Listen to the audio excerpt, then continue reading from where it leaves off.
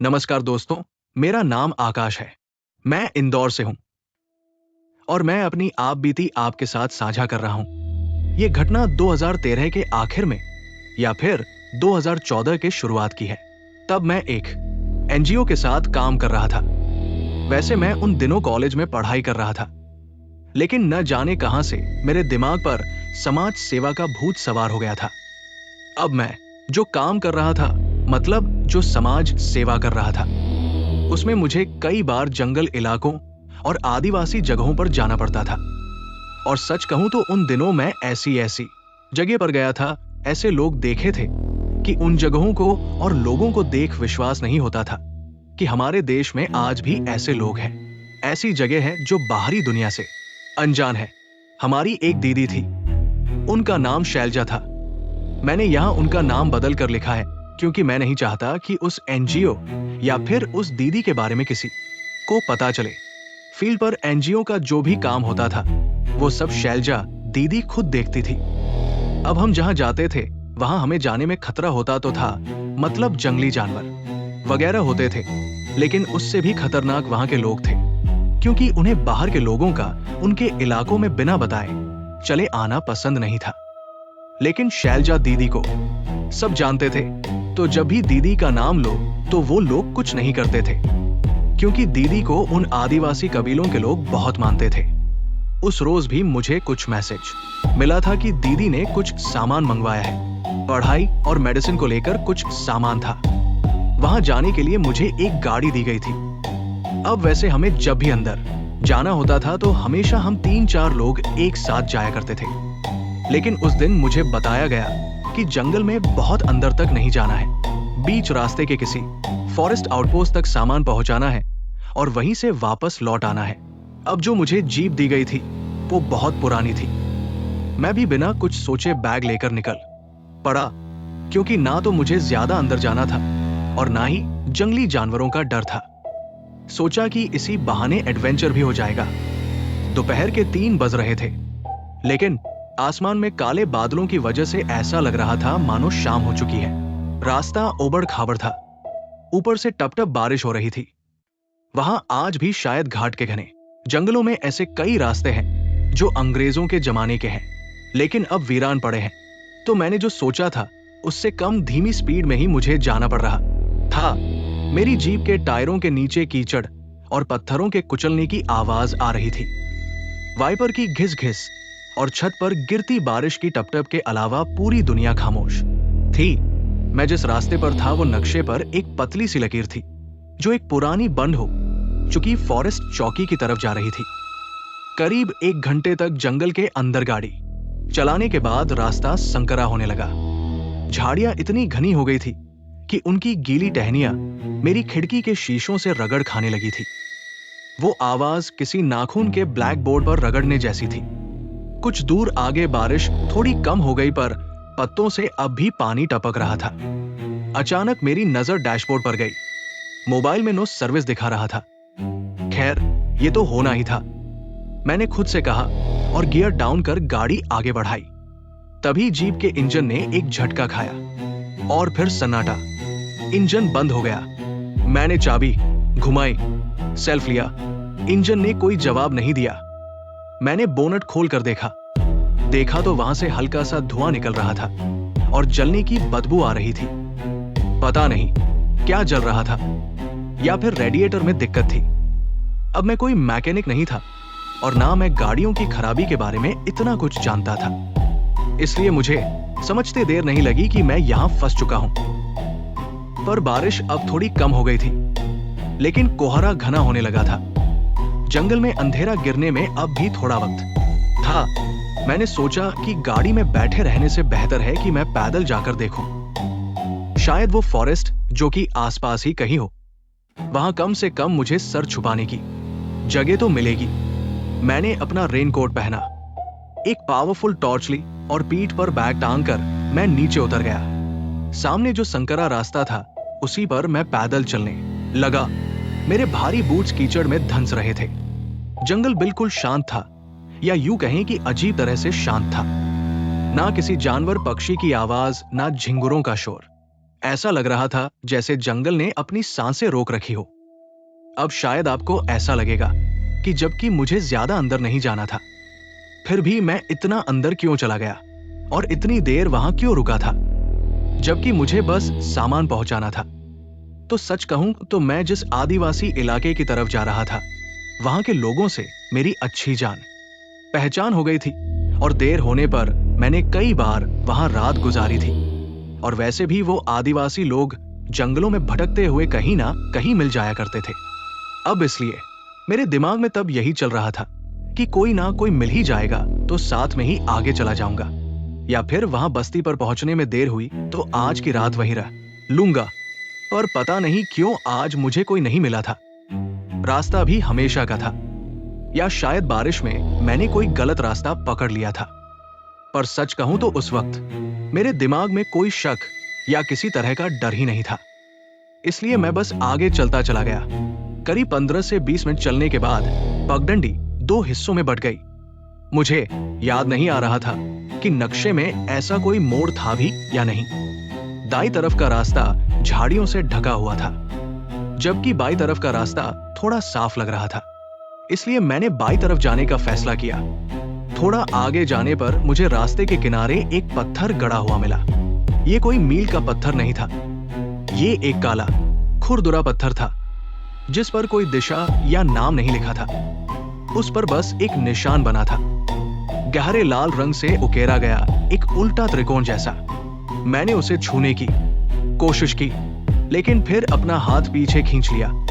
मुझे एक अजीब सी सिहर महसूस हुई, जैसे कोई मुझे झाड़ियों के पीछे से देख रहा हो। कुछ चटकने की आवाज हुई और मैं जैसे होश में आ गया।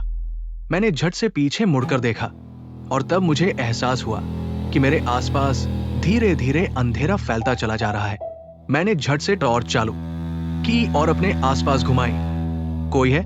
मैंने आवाज दी, लेकिन ऐसे लगा कि मेरी आवाज कोहरे में दबकर रह गई हो। मुझे कहीं से कोई जवाब नहीं आया। मैं थोड़ा आगे बढ़ा, लेकिन अब हवा में सड़े हुए गेंदे के फूलों जैसी मीठी और भारी गंध, जो अक्सर श्मशान या बहुत पुरानी जगहों पर आती है, वो गंध इतनी तेज थी कि मेरा सिर चकराने लगा। तभी थोड़ा आगे जाने पर कोहरे के बीच से मुझे एक एक मंजिला इमारत की धुंधली आकृति दिखाई दी। उसे देख मैंने राहत की सांस ली और अपने आप से कहा, शायद यही वो चौकी है। मैं तेज कदमों से उस तरफ बढ़ा, लेकिन जैसे ही मैं उस इमारत जैसे ढांचे के करीब पहुंचा, मेरे कदम ठिठक गए। मैं अचानक से रुक गया। ये फॉरेस्ट चौकी नहीं थी, ये एक पुराना स्कूल जैसा था।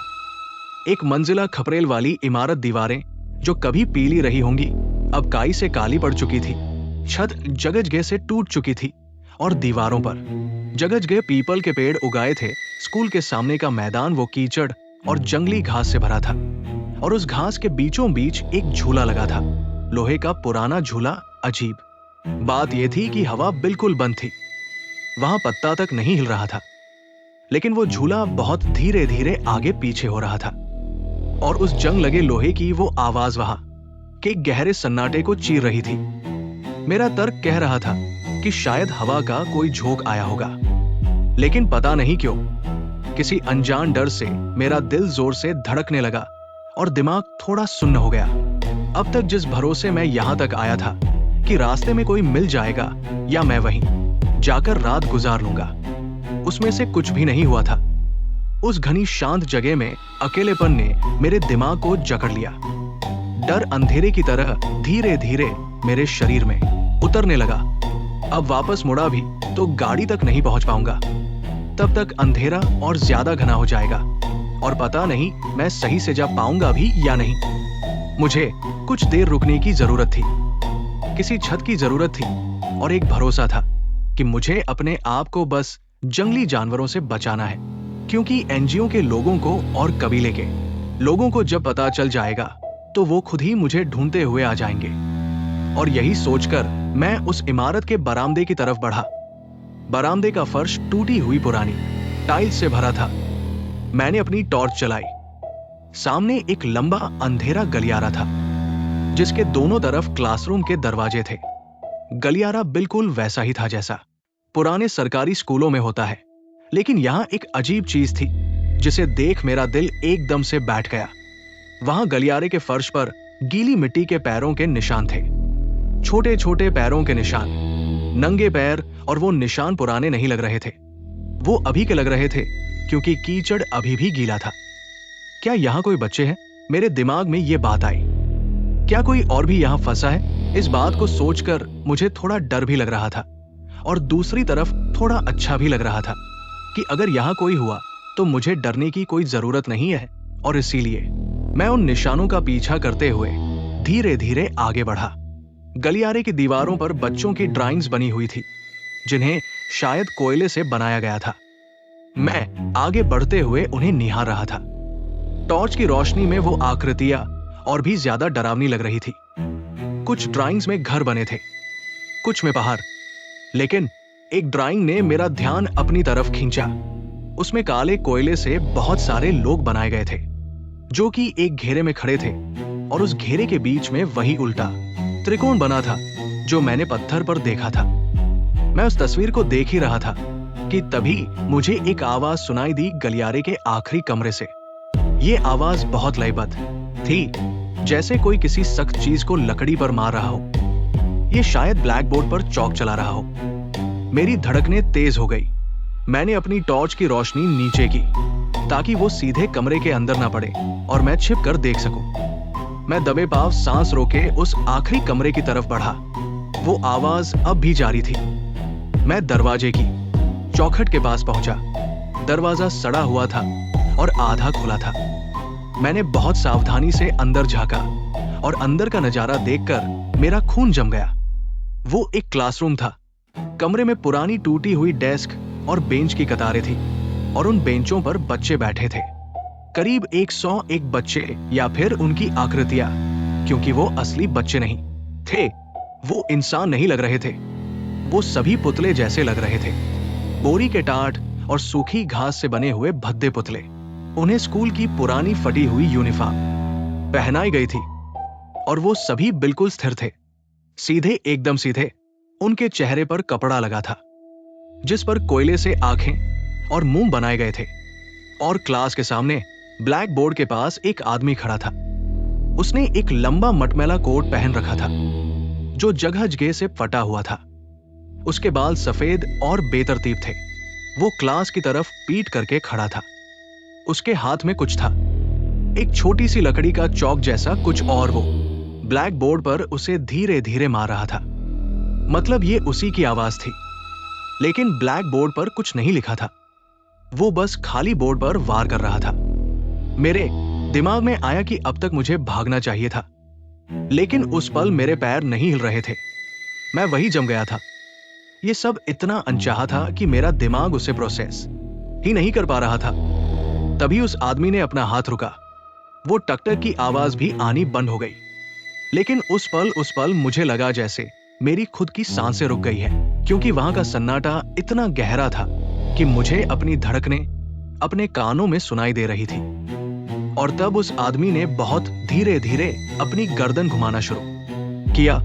उसकी गर्दन के घूमने से हड्डियों के चटकने की आवाज आई, एक कड़कड़ाहट।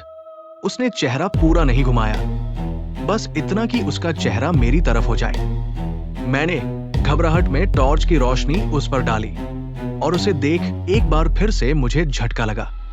शरीर में एक करंट सा दौड़ गया, क्योंकि मेरे सामने जो आदमी खड़ा था उसका कोई चेहरा ही नहीं था। जहां आंखें, नाक और मुंह होने चाहिए थे, वहां सिर्फ सपाट पीली चमड़ी थी। वो बस चेहरे जैसा आकार था, जैसे किसी ने गीली मिट्टी का गोला बनाकर किसी गर्दन पर रख दिया हो। और उसे देख मेरी सांस रुक गई। ना आंखें ना मुंह, लेकिन फिर भी मुझे पता था कि वो मुझे देख रहा है, मुझे देख हंस रहा है। और वही सबसे डरावना एहसास था। अचानक कमरे में बैठे उन 10 से 12 पुतलों के सिर एक साथ हिले। सूखी घास की सरसराहट सी आवाज हुई। वो सब एक ही पल में मेरी तरफ मुड़ गए थे। उनके चेहरों पर कपड़ा बंधा था और उस कपड़े पर कोयले से बड़ी बड़ी आंखें और मुस्कुराता हुआ मुंह बनाया गया था। और वो बेजान पुतले वो अब मुझे घूर रहे थे। मैंने अनजाने में एक कदम पीछे लिया। मेरा बूट गीले फर्श पर फिसला और एक आवाज हुई। वो आवाज उस खामोशी में किसी गोली चलने जैसी थी। और उस पल सामने खड़े उस बिना चेहरे वाले आदमी ने अपना हाथ ऊपर उठाया। उसकी उंगली वो मेरी तरफ इशारा कर रही थी, सीधे मेरी तरफ। और उसी पल उस सारे पुतलों ने अपने बेंचों को धक्का दिया। वो एक साथ खड़े हो गए। फिर मैंने एक पल की भी देरी नहीं की। मैं अपनी एड़ियों पर घुमा और उस अंधेरे गलियारे में वापस पीछे भागा। रुकने का अब सवाल ही नहीं था। मेरे पीछे से उन पुतलों के चलने की आवाज आ रही थी। वो दौड़ नहीं रहे थे, वो घिसक रहे थे। उनकी घसीटने की आवाज उस शांत वातावरण में गूंज रही थी। टाट और सूखी घास के बने उनके पैर फर्श पर रगड़ खा रहे थे। ये आवाज किसी के दौड़ने से भी ज्यादा डरावनी थी, क्योंकि ये बेजान थी। मैं गलियारे के अंत तक पहुंचा और बरामदे से सीधा बाहर कीचड़ में कूद गया। बाहर बारिश अब मूसलाधार हो रही थी। हवा के तेज झोंकों से पेड़ ऐसे हिल रहे थे जैसे वो आपस में लड़ रहे हो। मैं स्कूल की इमारत से दूर भागा। मेरा दिल पसलियों को तोड़ने की कोशिश कर रहा था।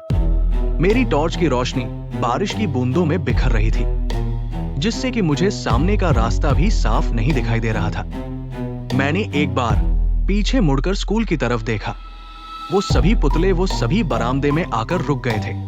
वो बारिश में बाहर नहीं आए। वो 101 आकृतियां बरामदे के अंधेरे में एक कतार में खड़ी थी। उनकी कोयले से बनी नकली आंखें मुझे देख रही थी और उनके बीच में वो लंबा बिना चेहरे वाला आदमी खड़ा था। वो अब हिला नहीं। उसने बस अपना हाथ धीरे धीरे नीचे किया। पर मैं वहां नहीं रुका। मैं जंगल की झाड़ियों को चीरते हुए अपनी जीप की तरफ भागा। कांटे मेरे रेनकोट को फाड़ रहे थे। मेरे चेहरे पर खरोच आ रही थी, लेकिन मुझे दर्द महसूस ही नहीं हो रहा था। मुझे बस किसी भी तरह उस लोहे के बॉक्स, मतलब मेरी जीप के अंदर खुद को बंद करना था। करीब 10 से 15 मिनट दौड़ने के बाद मुझे गाड़ी के अंदर जल रही लाइट दिखाई दी। मैं भागता हुआ जीप के पास पहुंचा। मेरे हाथ कांप रहे थे, पर मेरा नसीब अच्छा था कि अब तक मेरा किसी जंगली जानवर से सामना नहीं हुआ था। मैंने किसी तरह जेब से चाबी निकाली और उस पल चाबी का गुच्छा कीचड़ में सने मेरे हाथों से फिसलते फिसलते बचा। मैंने झटटाते हुए गाड़ी का दरवाजा खोला और अंदर कूद गया। मैंने गाड़ी का दरवाजा बंद किया और तुरंत बाकी सभी दरवाजे भी चेक कर लिए। जीप के अंदर आते ही मुझे थोड़ी राहत महसूस हुई। अंदर का माहौल बाहर की दुनिया से बिल्कुल अलग था। यहां बारिश का शोर कम था। यहां मेरी अपनी गन थी और मुझे यहां सुरक्षित महसूस हो रहा था। मैं स्टीयरिंग व्हील पर सिर रखकर जोर जोर से सांस लेने लगा। मैंने खुद को तसल्ली दी और समझाया कि मैं बच गया हूं। लेकिन तभी मुझे याद आया कि कुछ देर पहले इंजन में कुछ गड़बड़ी आ गई थी। मतलब मैं यहां से ड्राइव करके नहीं जा सकता। मुझे सुबह होने तक यही इंतजार करना होगा। मैं नीचे झुककर बैठ गया। जीप के कांच चढ़े हुए थे और जीप के सारे दरवाजे लॉक थे। फिर भी मुझे अंदर एक अजीब सा डर लग रहा था कि बाहर कोई अंधेरे से अंदर झांक रहा है। मैंने फिर अपने आप को शांत किया, अपने दिमाग को शांत किया। गाड़ी में जो लाइट जल रही थी उसे बंद किया और अपनी टॉर्च भी बंद कर दी ताकि मैं बैटरी बचा सकूं।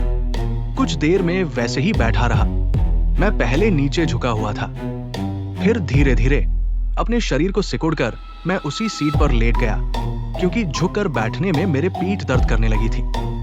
पर उस पल मेरी खुद की हलचल से होने वाली वो थोड़ी सी आवाज भी मेरे अंदर डर पैदा कर रही थी। मेरा दिल अब भी उस पुराने स्कूल के गलियारे में अटका हुआ था। वो पुतले, वो बिना चेहरे वाला आदमी, वो सब मेरे दिमाग में छप गए थे और वो सब याद आते ही मेरा शरीर कांप उठता था। आज तक मैंने ऐसा कभी कुछ नहीं देखा था और जो मैंने देखा था उस पर मैं यकीन नहीं कर पा रहा था। मेरा ध्यान बार आसपास की आवाजों पर जा रहा था। जेब का इंजन बंद था।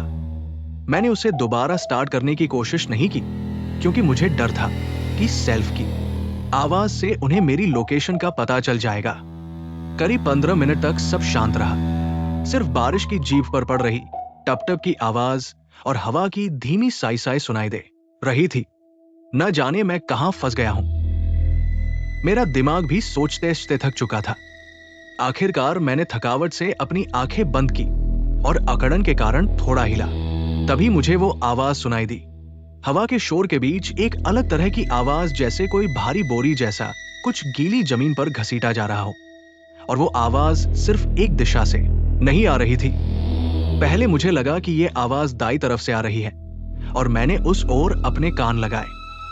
पर जब मैं ध्यान से सुनने लगा और सोचने लगा कि ये क्या हो सकता है, तब मुझे महसूस हुआ नहीं दाईं और से नहीं, ये आवाज तो पीछे से आ रही है। मैंने अपनी सांसें रोक ली और रियर व्यू मिरर में देखा, पर वहां बस घना अंधेरा था। वैसे वहां मुझे कुछ भी दिखाई नहीं दिया। इतने घने अंधेरे में कुछ दिखाई देना मुमकिन ही नहीं था। और जब मैं मिरर में देख रहा था, तभी एक तेज कड़कड़ाहट के साथ बिजली चमकी और झटके से मेरा ध्यान पीछे की ओर गया। उस एक पल की नीली सफेद रोशनी में मैंने देखा कि जेब के पीछे जंगल की झाड़ियों के ठीक किनारे पर वो खड़े थे। वही पुतले, वो कतार में नहीं थे। वो पेड़ों के बीच झाड़ियों के अंदर अलग अलग जगहों पर बेतरतीब खड़े थे और वो चल नहीं रहे थे। वो बस खड़े थे, जैसे उनके कपड़े बारिश में भीगकर और भी भारी हो गए हो।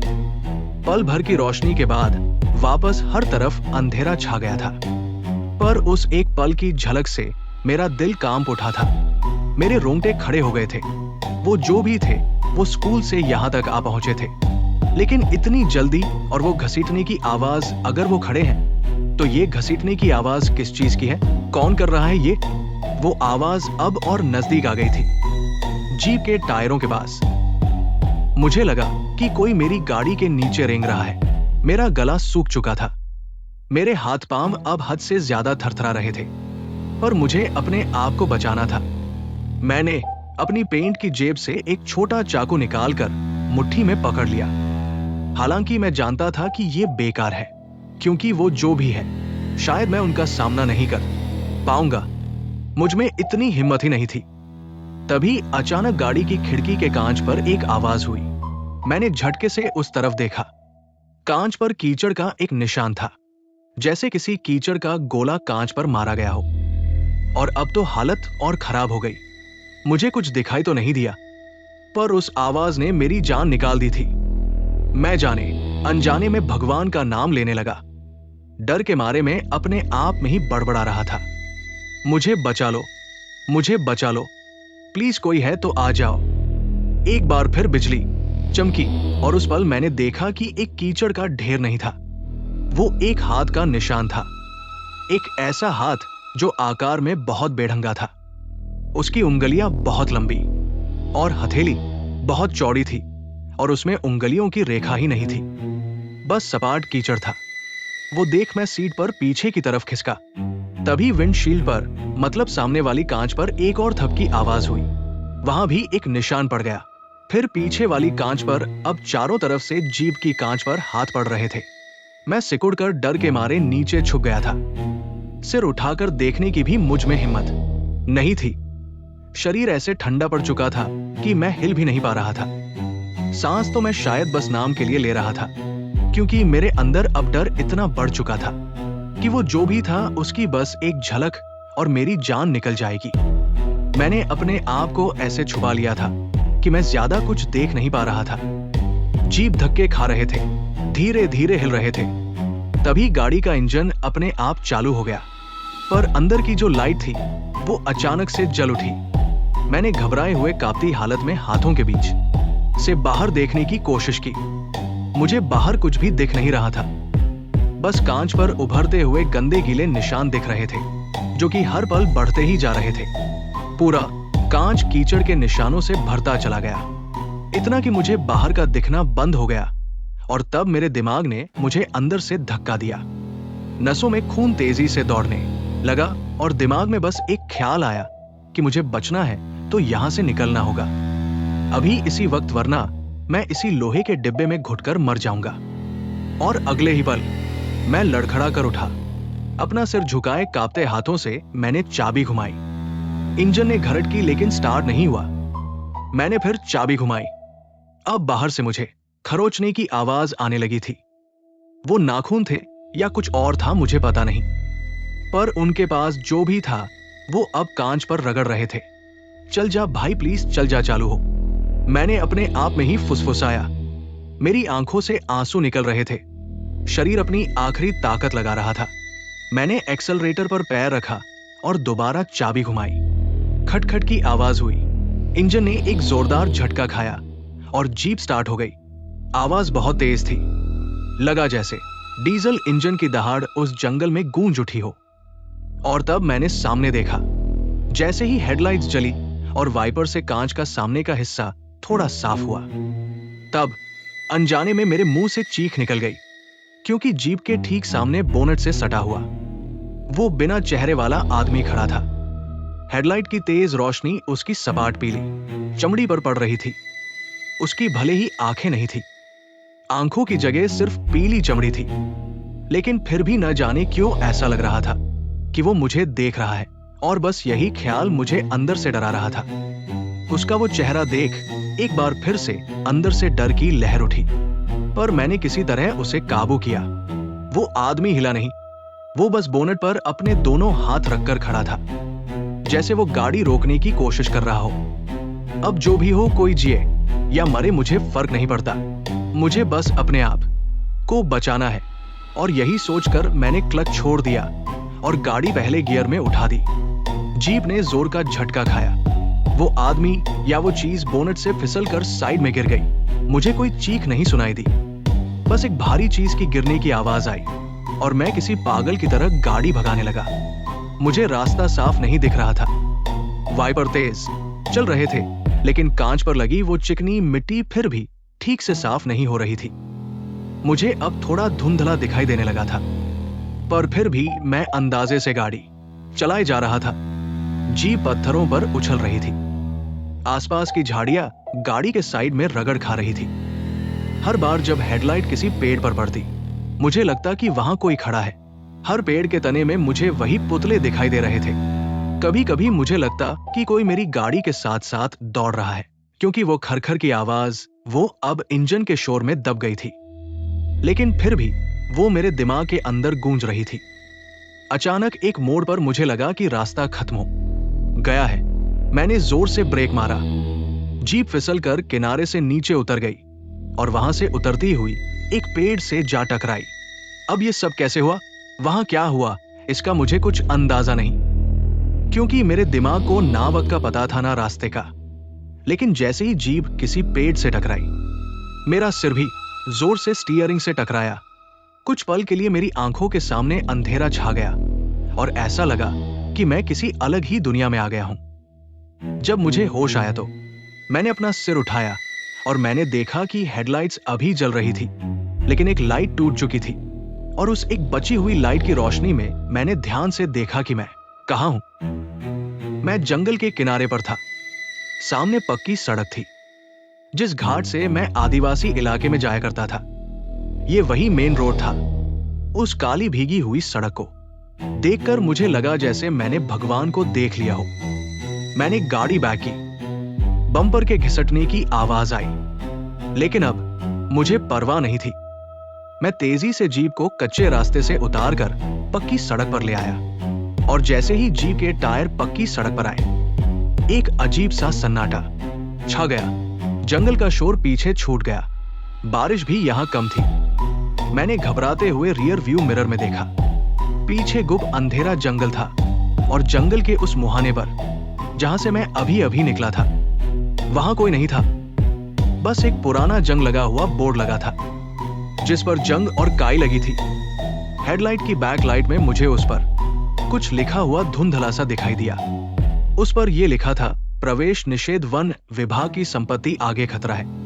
और उस बोर्ड के ठीक नीचे एक कपड़ा लटक रहा था, ठीक वैसा कपड़ा जैसा उन पुतलों ने पहना था, और वो कपड़ा हवा के कारण फड़फड़ा रहा था। पर मैं अब रुका नहीं। मैं वापस घर पहुंचने तक गाड़ी भगाता रहा। मैं अपने फ्लैट पर पहुंचा तो सुबह के 4 बज रहे थे। मेरे कपड़े कीचड़ और पसीने से लथपथ थे। माथे पर चोट का निशान था। मैंने जीप पार्किंग में खड़ी की और वहां से जाते जाते मैंने जीप को देखा। उसका अगला बम्पर टूटा हुआ था और साइड में खरोंचे थी। मैं लिफ्ट से ऊपर गया, घर का दरवाजा खोला और सीधा बाथरूम में घुस गया। और तब मैं शावर के नीचे घंटों खड़ा रहा, उस कीचड़ को, उस डर को धोने की कोशिश करता रहा। जब मैं वहां से बाहर निकला, तब मैंने अपने आप को आईने में देखा। अपना चेहरा देखा। मेरी आंखें लाल थी, चेहरा सूख चुका था और चेहरे पर अब भी मुझे डर नजर आ रहा था। मैं सोने के लिए बेडरूम में चला गया। मैंने रजाई ओढ़ ली और तब जाकर मुझे लगा कि अब सब ठीक हो चुका है। लेकिन तभी मेरी नजर कमरे के कोने में रखे मेरे बूट्स पर गई। मैंने उन्हें उतार कर वहां रखा था और वो अब भी कीचड़ से सने थे। मैंने ध्यान से देखा कि एक बूट के तलवे में कुछ फंसा हुआ था। मैं उठकर वापस बूट की तरफ गया और उसे उठाकर देखा। वो कीचड़ नहीं था, वो सूखी घास का एक गुच्छा था और उस घास के बीच में एक काले रंग का कपड़ा उलझा हुआ था। वही कपड़ा जो उन पुतलों के चेहरे पर बंधा था और उस कपड़े के टुकड़े पर कोयले से एक छोटी सी आंख बनी हुई थी। वो देख मुझे अजीब सा एहसास हुआ। मैंने तुरंत उसे झटका और खिड़की से नीचे फेंक दिया। उसके अगले दिन घर पर मुझे एनजीओ के लोग ढूंढते हुए आ गए। तब तक मैं तेज बुखार से बीमार पड़ चुका था। मेरी और गाड़ी की हालत देख वो समझ गए कि मेरे साथ कुछ गलत हुआ है। उन्हें पहले ऐसे लगा कि मुझ पर किसी जानवर ने हमला कर दिया होगा, क्योंकि मैं तब भी उस सदमे से उभरा नहीं था और इसलिए मैंने उन्हें कुछ बताया भी नहीं। करीब एक हफ्ते बाद मैंने शैलजा दीदी को मेरे साथ हुई उस घटना के बारे में बताया। दीदी भी थोड़ी चौंक गई, पर उसके बाद दीदी ने कुछ आदिवासी लोगों को और कुछ फॉरेस्ट ऑफिसर को साथ लेकर उस इलाके की छानबीन की। पर छानबीन के दौरान उन्हें वहां कुछ भी अजीब या डरावना दिखाई नहीं दिया और जिस स्कूल में मैं रात में गया था वो कई सालों से बंद पड़ा हुआ था। मतलब वहां टूटी इमारत, टूटी दीवारों के सिवाय कुछ भी नहीं था। वहां पर सब कुछ खाली था, किसी के होने का कोई नामो निशान नहीं था। तो दोस्तों, ये था मेरा डरावना अनुभव। आपको यह घटना कैसी लगी मुझे कमेंट कर जरूर बताएं और चैनल को सब्सक्राइब जरूर करें। कहानी को हाइप करना है और हो सके कहानी पसंद आए तो अपने दोस्तों के साथ शेयर भी करना है। तो आज के लिए बस इतना ही। मिलते हैं अगले एपिसोड में ऐसे ही किसी डरावनी कहानी के साथ। तब तक के लिए मुस्कुराते रहे। धन्यवाद।